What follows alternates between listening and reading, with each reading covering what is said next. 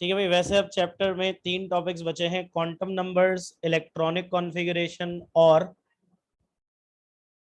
Rules for filling the orbitals, sorry electronic configuration और periodic properties. But बेटा periodic properties वही हैं जो आप लोगों ने इनऑर्गेनिक में पढ़ ली हैं, तो उसको दोबारा हम नहीं पढ़ेंगे। तो अब चैप्टर में 2 टॉपिक्स रिमेनिंग है जो हमें पढ़ने हैं, क्वांटम नंबर्स और electronic configuration.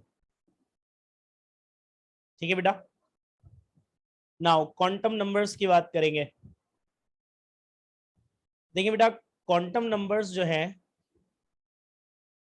Basically they are quantitative description of atom. ठीक है बेटा, क्वांटम नंबर क्या है? Quantitative description of atom.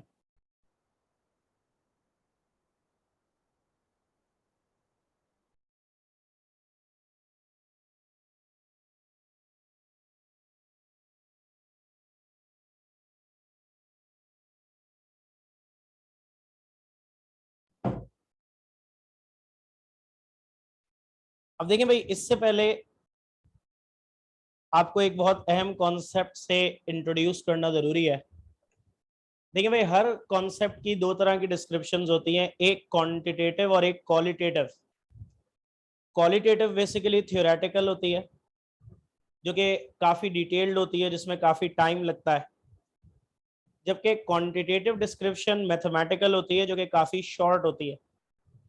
जैसे जब आप फिजिक्स में मोमेंटम को डिफाइन करते हो,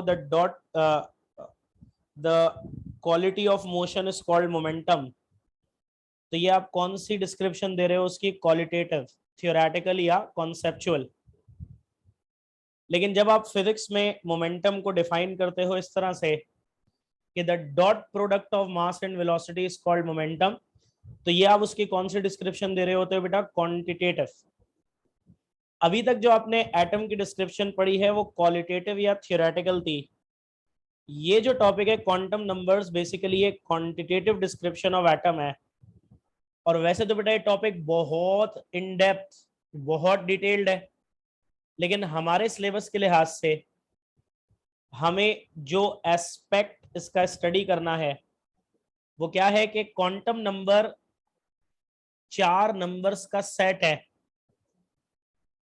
ठीक है भाई, हमें जो एस्पेक्ट इसका स्टडी करना है वो क्या है कि क्वांटम नंबर्स 4 नंबर्स का सेट है, जो कि हमें क्या बताता है? लोकेशन ऑफ इलेक्ट्रॉन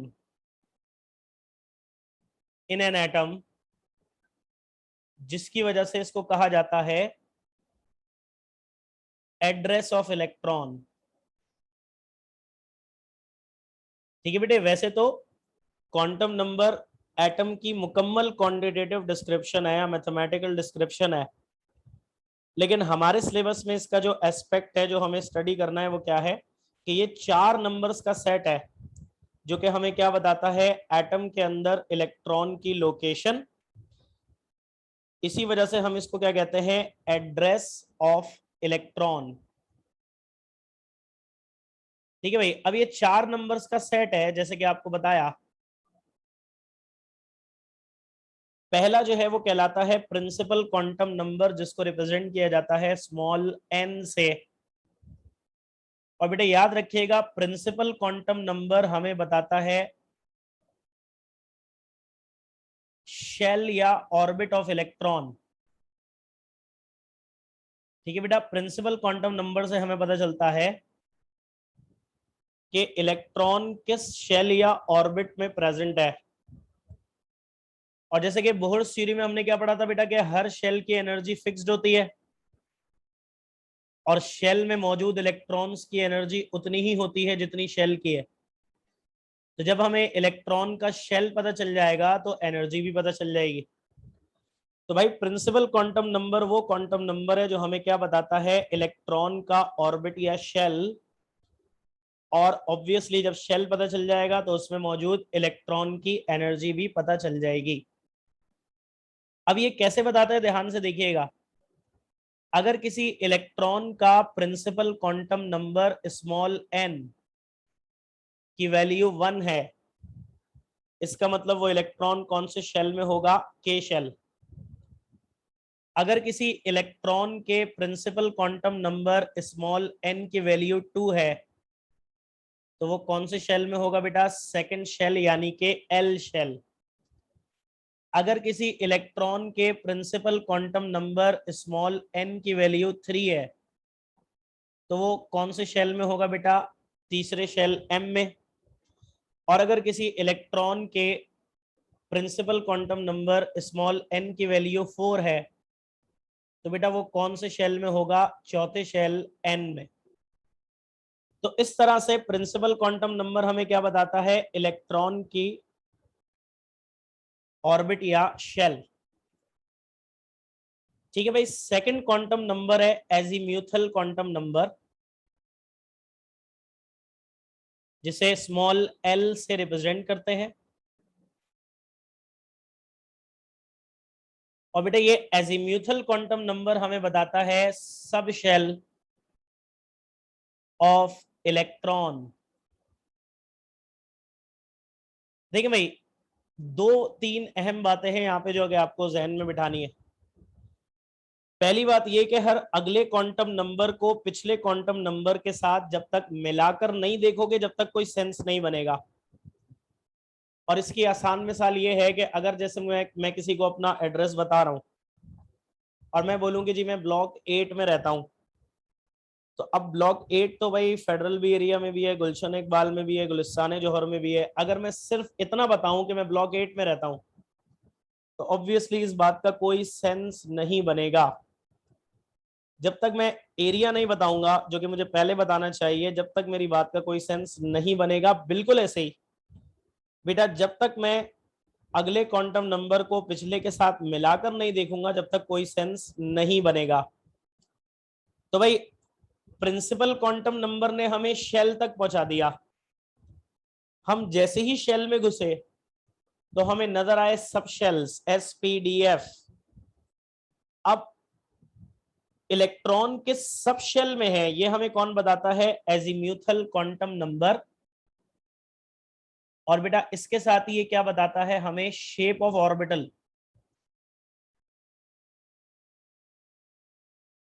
भाई हमें पता है ना, अगर S में है तो स्फेरिकल, P में है तो डम्बल, C में है तो सॉसेज, D में है सॉरी तो सॉसेज शेप होगा।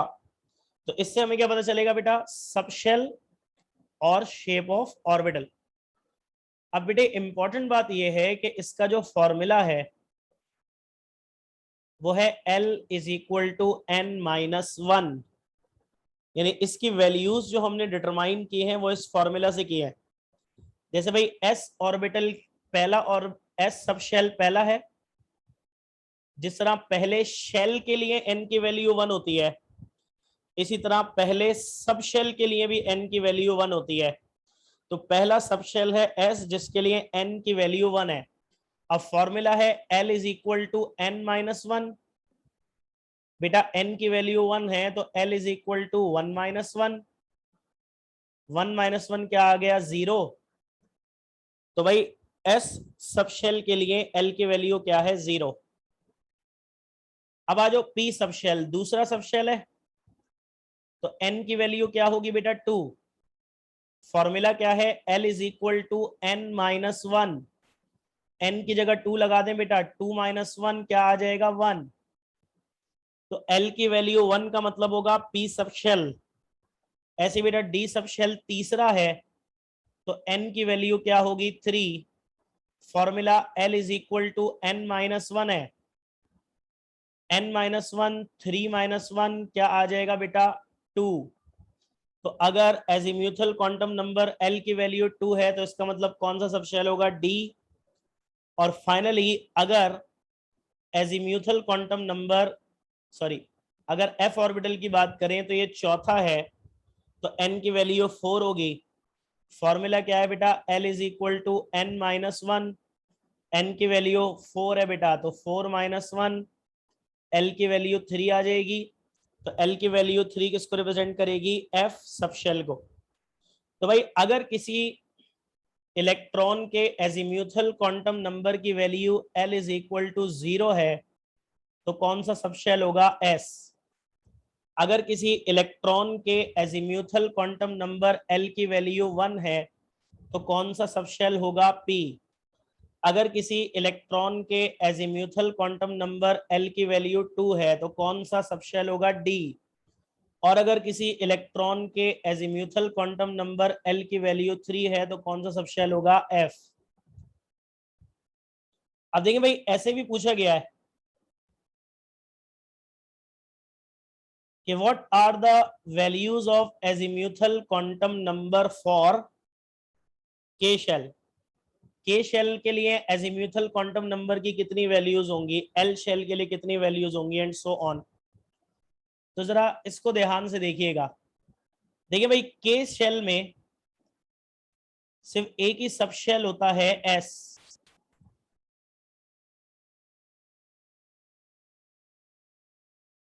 ठीक है भाई, के शेल में सिर्फ और सिर्फ एक ही सब शेल होता है, एस। तो ए की वैल्यू होगी एल इज इक्वल टू 0। तो अगर कोई पूछेगा कि भाई के सब शेल, सॉरी के शेल के लिए,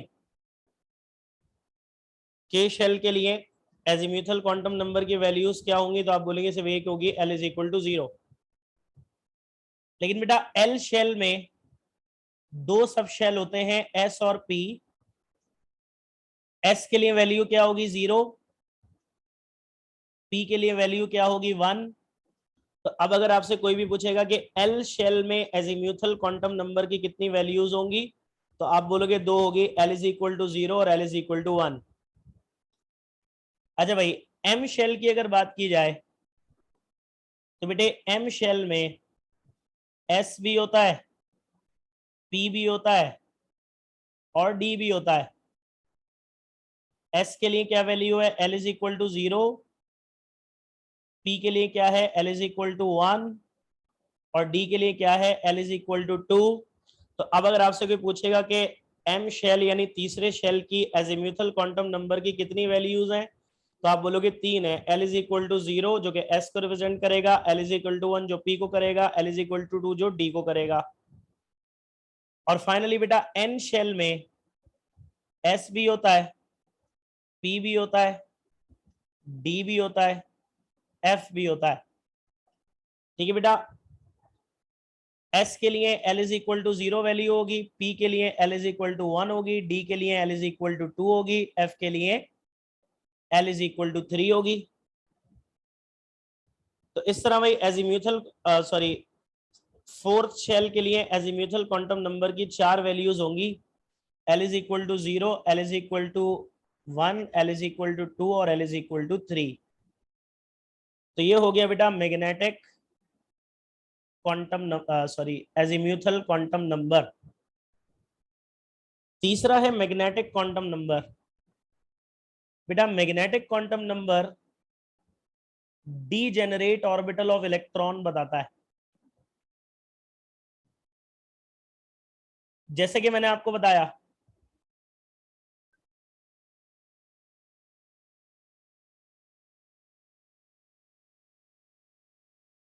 है भाई, जैसे कि आपको बताया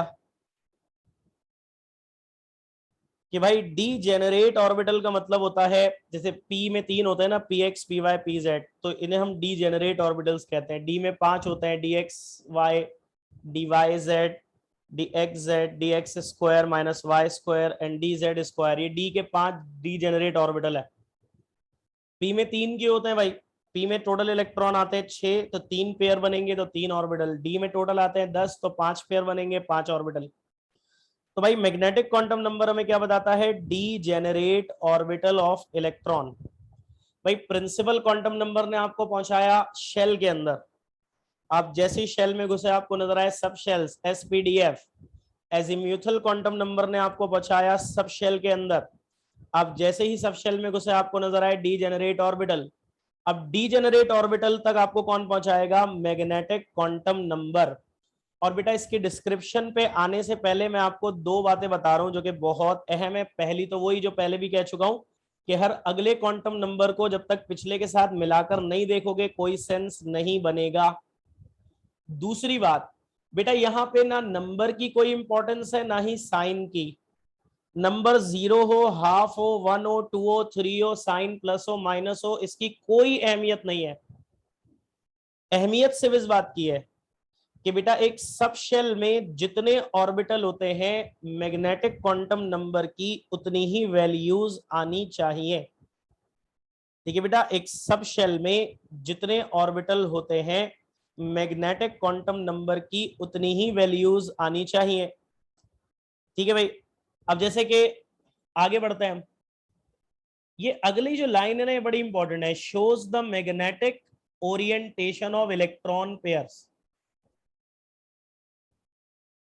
देखिए भाई, ये जो डीजेनरेट ऑर्बिटल बनते हैं ना, पी के अंदर 3, P X, P Y, P Z, D के अंदर 5, ये बनते ही हैं क्योंकि इनमें एक से ज्यादा पेयर हैं। एस में तो नहीं बनते क्योंकि एस में तो एक ही पेयर आता है। एस की मैक्सिमम कैपेसिटी आपको पता है 2 है ना, तो एस में तो मैक्सिमम 2 इलेक्ट्रॉन ही आते हैं, यानी एक पेयर आता है। लेकिन पी में 6 इलेक्ट्रॉन है, 3 पेयर है। तो अर्थ की मैग्नेटिक फील्ड आपको पता है ना बेटा, अर्थ इटसेल्फ एक जायंट मैग्नेट है।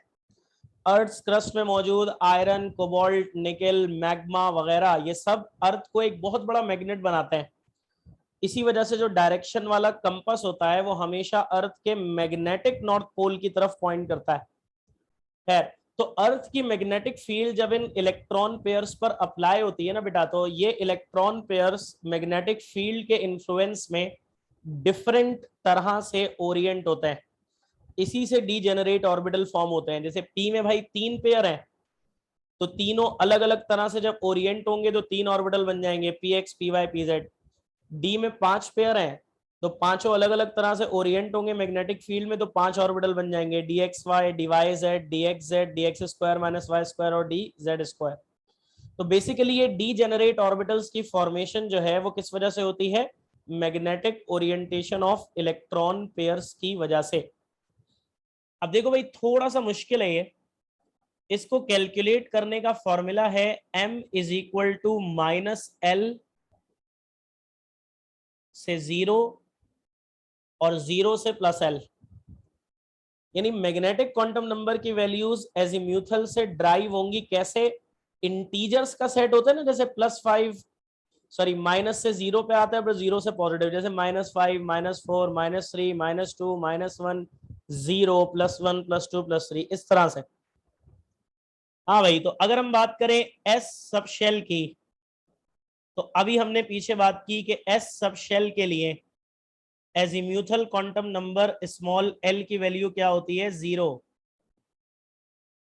है भाई। अभी हमने बात की कि एस सब शेल के लिए एजीम्यूथल क्वांटम नंबर की वैल्यू क्या होती है? 0। अब अगर फॉर्मूला में लगाएं 0, फॉर्मूला क्या है बेटा? -L से +L, -0 से +0, ना -0 कुछ होता है ना +0 कुछ होता है, तो m की a की वैल्यू आ जाएगी, दैट इज 0। और मैंने आपको क्या बोला था कि ना नंबर की कोई सिग्निफिकेंस है ना साइन की। नंबर 0 हो, हाफ हो, 1 हो, 2 हो, 3 हो, साइन पॉजिटिव हो, नेगेटिव हो, that doesn't matter. The only thing that matters is the number of orbitals in subshell and the number of values of magnetic quantum number must be equal। तो भाई s में एक ही pair है, एक ही orbital है, तो देख लो बेटा मैग्नेटिक क्वांटम नंबर की एक ही वैल्यू आ गई, दैट इज 0। लेकिन अगर p की बात करें तो l की वैल्यू क्या है बेटा? 1। आप फॉर्मूले में l की वैल्यू 1 लगाओ, तो -L से +L, -1 से +1, 3 वैल्यूज आ जाएंगी, -1, 0, +1, है ना भाई। -L से +L फॉर्मूला है, L की वैल्यू 1 है तो L की जगह 1 लगा दो, -1 से +1, 3 वैल्यूज आएंगी, -1, 0, +1। अब हम ये जानते हैं कि P में मैक्सिमम कितने इलेक्ट्रॉन आ सकते हैं? 6, यानी कि 3 पेयर। 3 पेयर है तो 3 ऑर्बिटल होंगे, 3 ऑर्बिटल है तो देखो 3 वैल्यूज आ गई, -1 जो कि रिप्रेजेंट करेगी px को, 0 जो कि रिप्रेजेंट करेगी py को, और +1 जो कि रिप्रेजेंट करेगी pz को। ठीक है बेटा, बिल्कुल ऐसे ही। डी की अगर बात करें तो इसकी azimuthal quantum number small L की वैल्यू क्या है? 2। फॉर्मूले में लगाओ बेटा, फॉर्मूला क्या है, माइनस एल से प्लस एल, एल की जगह 2 लगा दो तो -2 से +2, 5 वैल्यूज आएंगी बेटा, -2, -1, 0, +1, +2। जैसे कि आपको बताया बेटा, जब नंबर की कोई सिग्निफिकेंस है ना साइन की, बस अहमियत किस बात की है कि भाई डी में मैक्सिमम कितने इलेक्ट्रॉन आ सकते हैं, 10, यानी कि कितने पेयर बनेंगे, 5, 5 पेयर बनेंगे तो 5 ऑर्बिटल, 5 ऑर्बिटल है तो बेटा 5 वैल्यूज आनी चाहिए, -2, -1, 0, +1, +2, 5 वैल्यूज आ गई।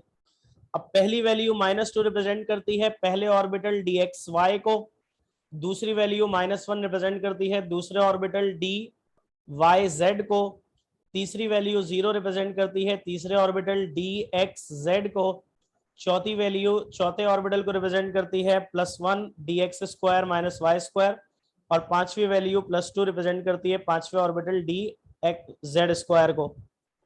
और फाइनली बेटा f ऑर्बिटल की बात करें, f सब शेल की, l की वैल्यू 3 है, फॉर्मूले में l की जगह उसकी वैल्यू लगा दे बेटा, क्या फॉर्मूला है, -l से +l, l की जगह 3 लगा दो, -3 से +3, 7 वैल्यूज आएंगी बेटा, -3, -2, -1, 0, +1, +2, +3, -3 से +3 कितनी वैल्यूज आ गई, 7। अब हम ये जानते हैं बेटा f में मैक्सिमम कितने इलेक्ट्रॉन आ सकते हैं, 14, पेयर कितने बनेंगे बेटा, 7, 7 पेयर है तो 7 ऑर्बिटल, 7 ऑर्बिटल है देखो तो 7 वैल्यूज आ गई, -3, -2, -1, 0, +1, +2, +3। f के ऑर्बिटल्स को हमें नहीं करना होता बेटा, ये बहुत कॉम्प्लिकेटेड है इस लेवल पे, तो क्या बेटा इसके बारे में अभी तक ओवरऑल क्लियर अंडरस्टैंडिंग डेवलप हो ही नहीं सकी है, ठीक है ना।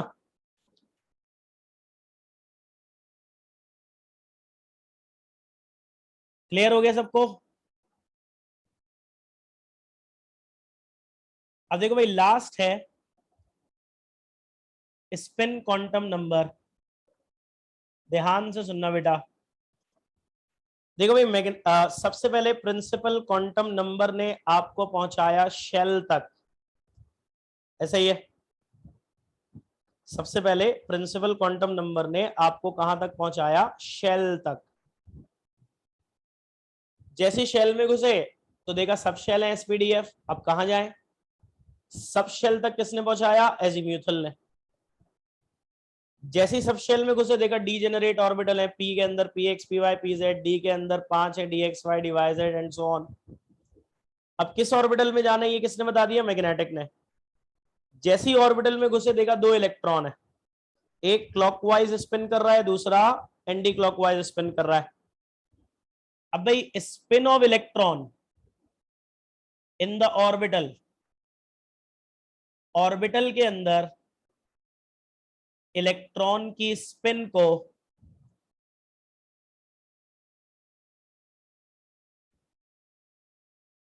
ठीक है भाई, ऑर्बिटल के अंदर इलेक्ट्रॉन की स्पिन को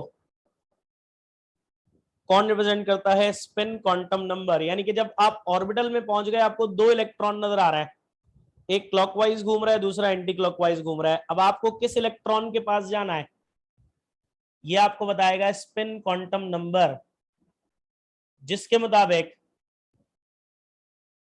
अब क्योंकि 2 ही स्पिन होती है ना बेटा, क्लॉकवाइज और एंटी क्लॉकवाइज, तो स्पिन क्वांटम नंबर की भी वैल्यूज 2 ही है। पहली वैल्यू है -12 जो रिप्रेजेंट करती है क्लॉकवाइज स्पिन को, और दूसरी वैल्यू है +12 जो कि किसको रिप्रेजेंट करती है, एंटी क्लॉकवाइज स्पिन को। अब पेयर में 2 इलेक्ट्रॉन होता है बेटा, जो पहला इलेक्ट्रॉन होता है ना वो होता है जो क्लॉकवाइज स्पिन कर रहा है, जिसको हम रिप्रेजेंट करते हैं -12 से, और हाफ अपवर्ड एरो से भी रिप्रेजेंट किया जाता है।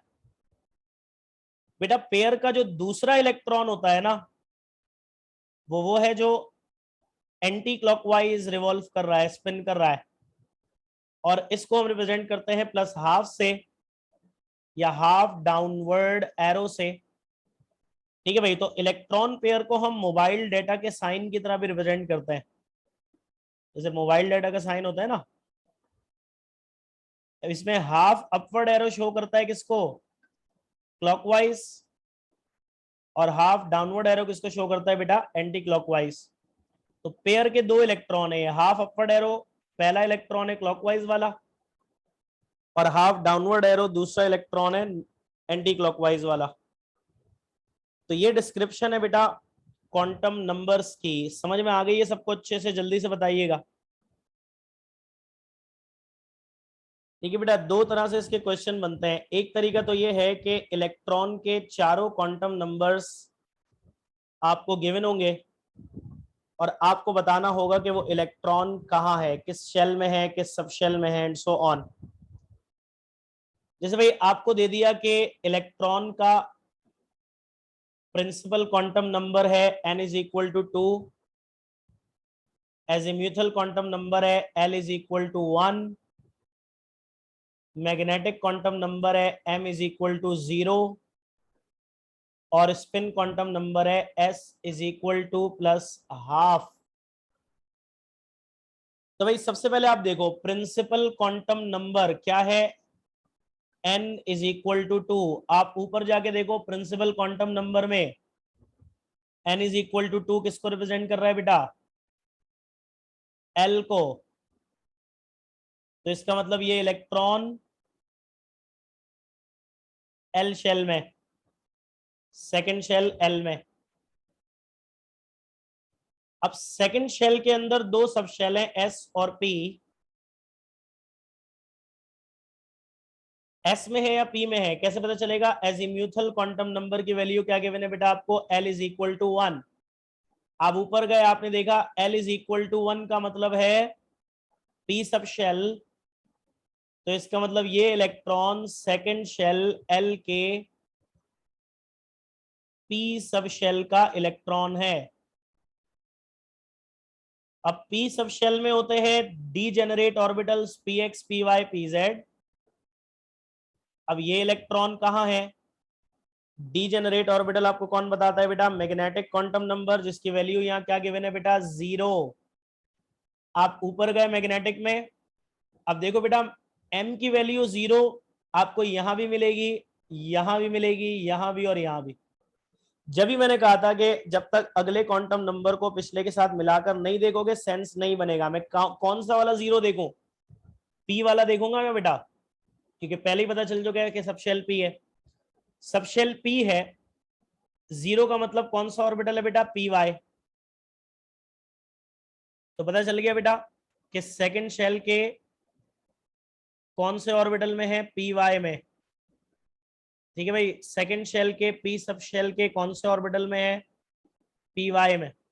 अब एक ऑर्बिटल में दो इलेक्ट्रॉन यानी एक पेयर होता है।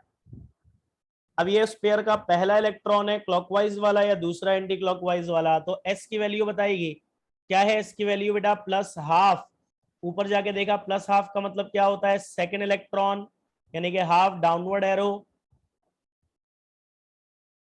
तो पता ये चला कि ये जो इलेक्ट्रॉन है ये तीसरे शेल पी, सॉरी दूसरे शेल एल के सब शेल पी के अंदर डीजेनरेट ऑर्बिटल पी वाई में घूमता हुआ दूसरा इलेक्ट्रॉन है। अच्छा, इसको आप ऑर्बिटल में भी कन्वर्ट कर सकते हो, किस तरह बेटा, जो n की वैल्यू होती है ना वो कोफिशिएंट बनता है हमेशा। n की वैल्यू 2 है तो कोफिशिएंट क्या बन गया, 2। फिर बेटा l की वैल्यू से आपको सबशेल पता चलेगा तो आप सबशेल लिख दोगे p। m की वैल्यू से ऑर्बिटल पता चलेगा तो आप p के नीचे ऑर्बिटल मेंशन कर दोगे, y है तो आपने y लगा दिया। और ये दूसरा इलेक्ट्रॉन है तो मैंने इसके ऊपर क्या लगाया, हाफ डाउनवर्ड एरो। तो भाई अब देख लें आप, ऑर्बिटल पता चल गया हमें कि कौन से ऑर्बिटल में है, पी वाई में। 2p y का दूसरा इलेक्ट्रॉन है।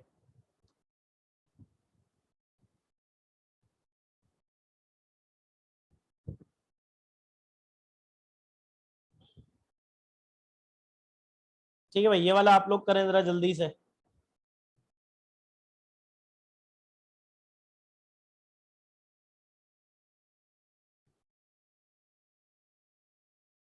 n is equal to 3, l is equal to 2, m is equal to +1 and s is equal to -half।